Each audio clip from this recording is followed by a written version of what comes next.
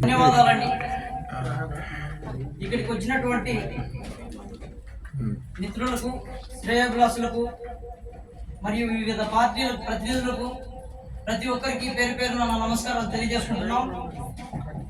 ముఖ్యంగా ఎస్సీ వర్గీకరణ విజయోత్సవ సభకు నన్ను ఆహ్వానించినందుకు నేను గర్వంగా ఫీల్ అవుతూ మరొకసారి మీకు కృతజ్ఞతలు తెలియజేసుకుంటున్నాను. చెప్పాలంటే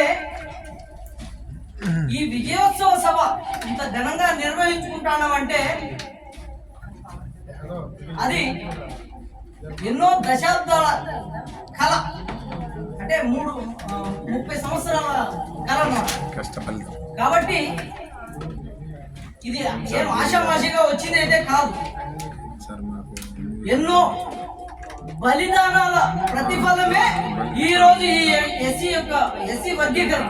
ఎంతో మంది బలిదానాలు ఇచ్చిన తర్వాతనే ఈ యొక్క ఎస్సీ వర్గీకరణ సాధ్యమైందని చెప్పేసి ఈ సభాపూర్వకంగా నేను తెలియజేస్తున్నాను. ముఖ్యంగా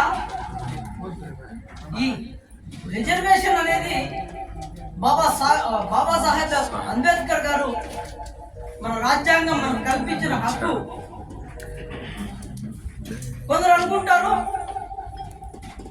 ఈ బాబాసాహెబ్ అంబేద్కర్ గారు కేవలం మాలలకు మాత్రమే ఈయన రాజ్యాంగం రాశాడు.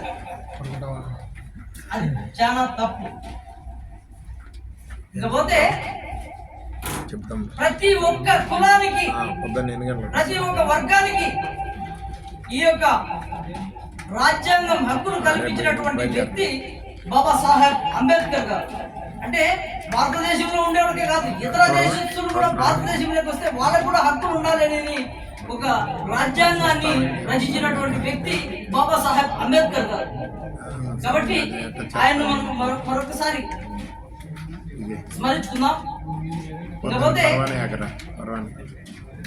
మన మందకృష్ణ మాదిగ గారు, ఈ యొక్క మాదిగ అనేది ఒక బ్రాండ్ గా ప్రతి ఒక్కరూ పేరు వెనకల చేర్చుకునే విధంగా చేసినటువంటి వ్యక్తి మన బాబాసాహెబ్ అంబేద్కర్, మందకృష్ణ మాదిగ గారు.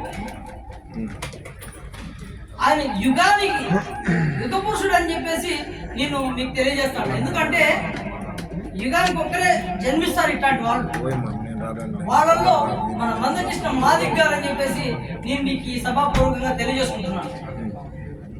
ఈ యొక్క అవకాశాన్ని నాకు అందించినటువంటి ప్రతి ఒక్కరికి పేరు పేరున నమస్కారాలు తెలియజేసుకుంటూ సెలవు తీసుకుంటున్నాను. ధన్యవాదాలు.